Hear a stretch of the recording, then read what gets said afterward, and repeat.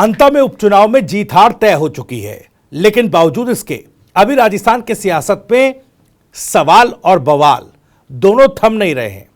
आज के सवाल क्या है, सबसे पहले इस पर नजर डाल लेते हैं। दरअसल आज का पहला सवाल यह है कि अंता जीत के बाद कांग्रेस में बवाल क्यों मचा हुआ है। कांग्रेस पार्टी ने अंता उपचुनाव में जीत दर्ज की है। नरेश मीणा के साथ साथ बीजेपी के कैंडिडेट मोरपाल सुमन को हरा करके पहला स्थान प्राप्त किया, विधायक जीत ली। बावजूद इसके कांग्रेस में बवाल है। बवाल क्या है वो भी जानेंगे, लेकिन दूसरा सवाल क्या है, जीत के बावजूद कांग्रेस की गरारी आखिर कहां अटक गई है। उपचुनाव, जो अमूमन ये कहा जाता है कि उपचुनाव जो है, जो एक अवधारणा, एक कॉमन अवधारणा बनी हुई है कि भाई उपचुनाव होगा तो उसमें कहीं ना कहीं सत्तारूढ़ दल को फायदा होगा। उपचुनाव सत्ता का होता है। बावजूद इसके कांग्रेस पार्टी ने आज जीत दर्ज की है, लेकिन कांग्रेस पार्टी की गरारी एक ही जगह पर अटकी हुई है। क्यों और कहां, बताएंगे आपको। तीसरा सवाल, बीजेपी नेताओं ने क्या अंता में कांग्रेस का साथ दिया है। यह बड़ा अजीबोगरीब सवाल पूछा जा रहा है, और अगर ऐसा है तो वो कौन कौन लोग थे, कौन कौन नेता है जिन्होंने कांग्रेस का साथ इस उपचुनाव में दिया है और क्यों दिया है, और क्या ऐसे लोगों पर कार्रवाई होगी, क्योंकि आरोप तो गंभीर है। और चौथा सवाल यह है कि बेनीवाल का बीजेपी पर अटैक अंता पर दिया, यह बड़ा फीडबैक। बेनीवाल जिस तरीके से इस अंता के सियासी बवाल में कूदे हैं, उन्होंने एक बड़ा आरोप बीजेपी पर लगा दिया है। इन्हीं तमाम सवालों के जवाब टटोलने की कोशिश करेंगे, लेकिन उससे पहले आपको बता दें, राजस्थान की राजनीति, उसके सटीक विश्लेषण और अंदर की खबरें दिखाने वाला स्पेशल शो इनसाइड स्टोरी के साथ मैं हूं भविष्य त्यागी। तो जैसे मैंने आपको पहले बताया कि अंता में भाई जीत हार तय हो चुकी है। कांग्रेस पार्टी ने यहां पर अच्छी खासी बढ़त के साथ जीत दर्ज की। प्रमोद जैन भाया, जिनका लगातार विरोध हो रहा था बीजेपी, और नरेश मीणा जो निर्दलीय थे, वो भी लगातार अटैक कर रहे थे, उन्होंने अच्छी खासी मार्जिन के साथ यहां पर जीत दर्ज की। लेकिन कांग्रेस पार्टी इस जीत के बावजूद वोट चोरी के आरोपों पर अटकी हुई है। लोग पूछ रहे हैं कि भाई यहां तो जीत हो गई, यहां कैसी वोट चोरी। अगर आप बिहार में दरअसल 202 एनडीए को सीटों का आंकड़ा जो है वो हासिल हुआ। प्रचंड एक लैंडस्लाइड मैंडेट उसको कहा जा रहा है कि बिहार में एनडीए ने इतनी जीत हासिल कैसे कर ली, इतनी बड़ी। लोग कह रहे हैं तो लैंडस्लाइड विक्ट्री है। अब वहां पर गंभीर आरोप है। लोग कह रहे हैं कि भाई ये निष्पक्ष चुनाव नहीं हुआ है, चुनाव आयोग पर सवाल खड़ा कर रहे हैं। तमाम चीजें, तमाम तरीके आरोप है। किस तरीके से वोटर लिस्ट में से एसआईआर के नाम पर फर्जी नाम को ऐड कर दिया गया और कुछ एक नामों को उससे हटा दिया गया, इस तरह के आरोप कांग्रेस पार्टी लगा रही है। लेकिन अभी तक कांग्रेस की तरफ से कोई ठोस सबूत इस पर नहीं दिया गया। खैर, सबूतों पर हम नहीं जा रहे।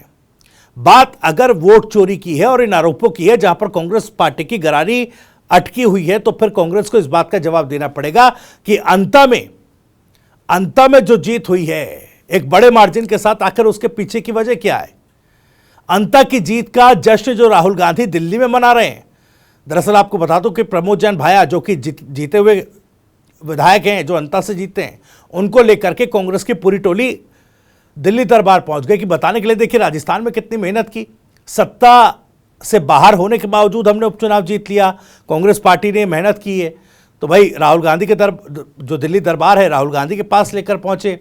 उनमें प्रदेश अध्यक्ष गोविंद सिंह डोटासरा, वो हैं नेता प्रतिपक्ष टीकाराम जूली, इसके अलावा प्रदेश प्रभारी सुखजिंदर सिंह रंधावा, प्रभारी राधा मोहन दास अग्रवाल, सब लोग दिल्ली पहुंच गए प्रमोद जैन भाया को लेकर।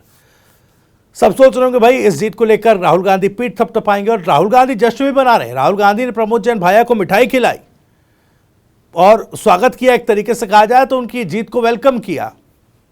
अब देखिए, पीठ थपथपाने के लिए सब पहुंच गए, लेकिन राजस्थान में अशोक गहलोत वही राग अलाप रहे हैं कि भाई वोट चोरी, वोट चोरी, वोट चोरी। चुनाव आयोग पर सवाल, कह रहे भाई इसमें चुनाव आयोग की गलती है। वो बिहार में अपनी हार को लेकर चुनाव आयोग को टारगेट कर रहा है। लेकिन कांग्रेस पार्टी को इस बात का जवाब देना पड़ेगा कि अगर बिहार में आप वोट चोरी को लेकर, वोट चोरी को अपनी हार का कारण मान रहे हैं, तो फिर अंता की जीत कैसे स्वीकार कर रहे हो। दरअसल जो ये कॉन्ट्रडिक्शन है कांग्रेस पार्टी के लिए बड़ा मुश्किल का विषय है। कांग्रेस के बड़े राजस्थान के नेता, दिग्गज नेता, 3 बार के मुख्यमंत्री वो बिहार चुनाव की तो बात कर रहे हैं, विधानसभा चुनाव की, लेकिन अंता जीत पर इस तरह की कोई टिप्पणी नहीं कर रहे हैं। भाई वोट चोरी होगी तो एक हर जगह होगी ना, ये तो एक बुनियादी बात है, बुनियादी सा सवाल है। या फिर अंता जिता करके आपको और बिहार में पूरा हाईजैक कर लिया चुनाव, क्या इस तरीके से बीजेपी ऑपरेट कर रही है? अगर ऐसा है तो इस पर आपको थोड़ी सी क्लैरिटी देनी पड़ेगी। हालांकि देखिए, हनुमान बेनीवाल ने एक बड़ा आरोप लगा दिया, कांग्रेस के नेता तो वोट चोरी तक सीमित है, लेकिन अंदर की कुछ बात तो हनुमान बेनीवाल भी बता रहे हैं। देखिए, पहले हनुमान बेनीवाल पर आऊं उससे पहले सुनिए जरा अशोक गहलोत क्या कर रहे हैं और वार पलटवार किस तरह से चल रहा है। अशोक गहलोत की बात सुनिए। निर्वाचन आयोग जो है उसकी गलती है, अगर ये एसआईआर जो है तमाम देश की पॉलिटिकल पार्टियों को बुला के बात करते हैं कि हमारी मंशा ये है कि जो लिस्ट बने हमारी चुनाव की, इलेक्टोरल बने, वो बिल्कुल ट्रांसपेरेंट हो, कोई फर्जी नाम उसमें नहीं हो और असली नाम छूटे नहीं उसके अंदर। ये हमारी मंशा है। अगर ये मंशा वास्तव में होती उनकी तो फिर वो सबको विश्वास में लेते हैं। बिना विश्वास में लिए हुए जब राहुल गांधी जी ने कहा भाई ये हमारे पास रिपोर्ट आई है कि 1,250,000 वोट फर्जी जुड़ गए हैं, तब से ही शुरुआत हुई है। राहुल गांधी जी ने इतनी मेहनत करी है, 2-3 बार प्रेस कॉन्फ्रेंस करी, बताया भाई किस प्रकार से ये फर्जी वोट जुड़ रहे, असली वोट कट रहे हैं। तो चुनाव आयोग की ड्यूटी क्या थी? सिर्फ ये थी भी आप हमें लिस्ट दे दीजिए, हम इसकी जांच करवा लें, और कुछ नहीं करना था उनको। जांच करने के बाद में 15 दिन महीने पर बाद बताते था ये हमने जांच करी है, इसमें ये बात आपने ठीक बोली है, इसमें हमने पता कर लिया, इसमें कोई गलती नहीं है। स्पष्ट रहता। उनकी नीयत शुरू से खराब है। वो मिली भगत है बीजेपी से और सरकार से, जानबूझ के कंट्रोवर्सी पैदा कर रहे हैं, जानबूझ करके। अब ऐसा माहौल बना दिया देश के अंदर कि चुनाव आयोग पे ही लोगों को संदेह होने लग गया है। और ये संदेह होने लग गया है तो ये जो काम कर रहे हैं बीएलए और बीएलओ, इनको तकलीफ आ रही है जो आप बता रहे हो। तो देखा आपने किस तरीके से गंभीर आरोप चुनाव आयोग पर अशोक गहलोत ने लगा दिए। हालांकि वो कुछ बीएलओ और बीएलए का जिक्र भी कर रहे थे कि देश भर में एसआईआर से जो दिक्कत हो रही है उसमें लगभग 3 बीएलए और बीएलओज ने आत्महत्या कर ली। वो इस तरह का भी कुछ बयान दे रहे थे। अब कितना इसमें सच्चाई है ये जांच के बाद पता चलेगा। लेकिन इस पर देखिए किस तरीके से डिफेंड किया है बीजेपी के प्रभारी राधा मोहन दास अग्रवाल ने। उन्होंने कहा कि भाई अंत उपचुनाव में बीजेपी के कई नेता बीजेपी के प्रत्याशी की शय पर, ये तो देखिए आरोप है, लेकिन वो कह रहे हैं कि भाई अंत उपचुनाव ने सिद्ध कर दिया है कि प्रधानमंत्री के नेतृत्व में इस देश में कितने निष्पक्ष चुनाव होते हैं। बीजेपी सरकार को 6 महीने से मालूम था कि उपचुनाव होने वाला है, लेकिन हमने कोई हस्तक्षेप नहीं किया। अब उन्होंने एक और बात कही जिसको लेकर सवाल उठा। उन्होंने एक बात ये भी कह दी कि भाई अगर हमें इसमें प्रशासनिक दुरुपयोग करना होता, हमें वोटर लिस्ट से कोई फ़ायदा लेना होता, तो चुनाव जो है वो हमारी जेब में होता।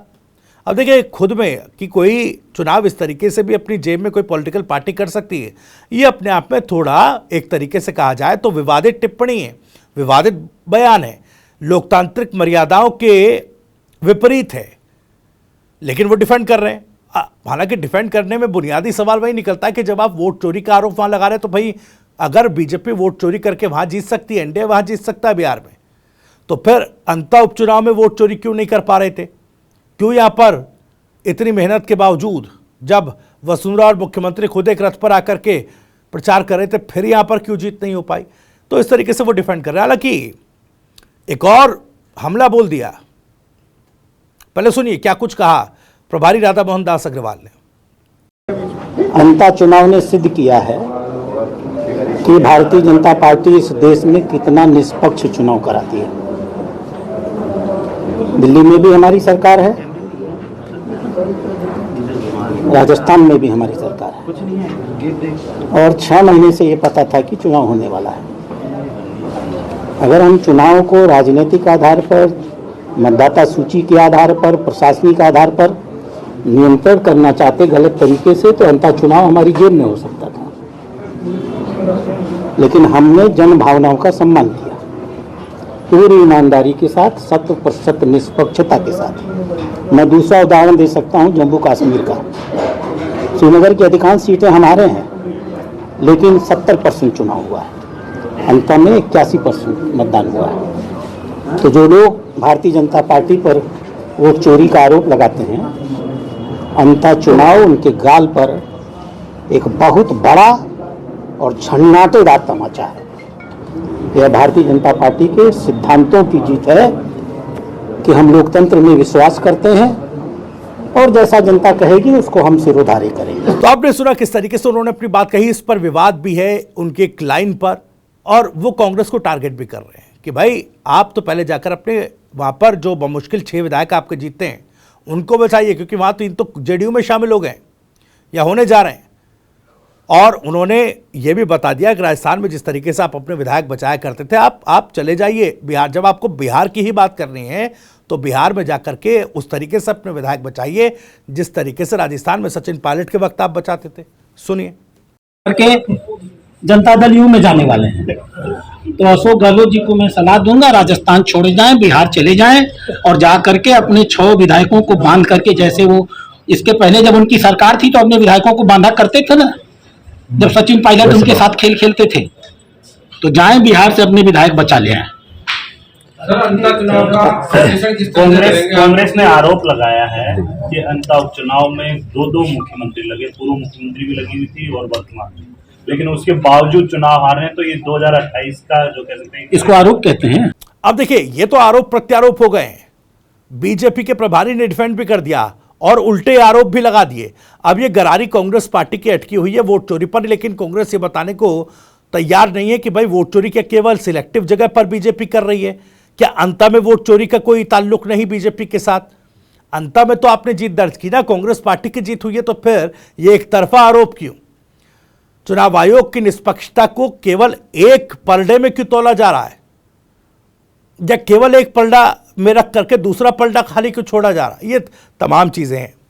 लेकिन हनुमान बेनीवाल ने बड़े आरोप लगा दिया। हनुमान बेनीवाल का जैसे मैंने जिक्र किया था, हनुमान बेनीवाल ने आरोप लगा दिया कि बीजेपी के तो कई ऐसे नेता थे जो कांग्रेस के साथ बैटिंग कर रहे थे, यानी कांग्रेस के लिए काम कर रहे थे। अब उन्होंने बीजेपी के प्रभारी राधा मोहन दास अग्रवाल की उस बयान का तो विरोध किया है जिसमें वो कह रहे हैं कि अगर हमें प्रशासनिक दुरुपयोग करना होता, वोटर लिस्ट से कोई फायदा लेना होता, आगे पीछे कर करके या और तमाम चीज़ें करनी होती, तो ये चुनाव हमारी जेब में होता। इस लाइन को कोट करते हुए हनुमान बेनीवाल ने विरोध किया। आप उनका सोशल मीडिया पर, प्लेटफॉर्म एक्स पर जाकर के वो पोस्ट देख सकते हैं, आपको विंडो में भी दिखाई देगा। वो कह रहे हैं कि भाई अंदर खाने एक बड़ी खबर भी है कि बीजेपी के कुछ नेता कांग्रेस के साथ खड़े थे, और अब वो कह रहे हैं कि भाई जो ये लोकतांत्रिक मूल्यों के विपरीत जो बयान दे रहे हैं कि चुनाव हमारे जेब में होता, तो इन पर कार्रवाई कीजिए, कम से कम संज्ञान तो लीजिए। लेकिन अब ये सवाल भी खड़ा हो रहा है हनुमान बेनीवाल के बयान से कि क्या वाकई बीजेपी के नेता कांग्रेस के लिए काम कर रहे थे। ऐसा है तो वाकई बीजेपी को भी जवाब देना होगा। कांग्रेस पार्टी एक तरफा आरोपों पर जवाब कांग्रेस पार्टी को देना चाहिए, लेकिन बीजेपी भी सवालों के घेरे में आकर खड़ी हो गई है कि बीजेपी जिसके लिए कहा जा रहा था कि अंता में कैंडिडेट सिलेक्शन से लेकर प्रचार तक में अपनी फूट में बीजेपी पड़ी हुई है, तो फिर क्या हनुमान बेनीवाल जो कह रहे हैं वो सच है या फिर मनगढ़ंत आरोप हनुमान बेनीवाल लगा रहे हैं। हालांकि हनुमान बेनीवाल जब जब इस तरह की बातें कहते हैं तो उसके पीछे कहीं ना कहीं कोई एक एलिमेंट ज़रूर होता है। अब वो कितना ठोस और कितना पुख्ता है ये खुद हनुमान बेनीवाल और बीजेपी को डिफेंड करते हुए इस पर सफाई देनी। लेकिन अगर ऐसा है तो क्या वाकई अंता में कोई खेल हुआ है? क्या नरेश मीणा को हराने के लिए कांग्रेस और बीजेपी दोनों एकजुट हो गई थी? ये अपने आप में एक बड़ा सवाल। इसी सवाल के साथ इनसाइड स्टोरी में इतना ही। वीडियो और जानकारी पसंद आई हो तो वीडियो को लाइक करें, ज़्यादा से ज़्यादा शेयर करें। आप भी इस मामले पर कुछ कहना चाहते हैं तो कमेंट बॉक्स आपके लिए खुला हुआ है। अपनी बात, सवाल और राय कमेंट बॉक्स के जरिए हम तक पहुंचा सकते हैं। राजस्थान से जुड़े और भी तमाम खबरों को सबसे पहले जानने के लिए सब्सक्राइब जरूर कर लीजिए टीवी 9 राजस्थान। नमस्कार।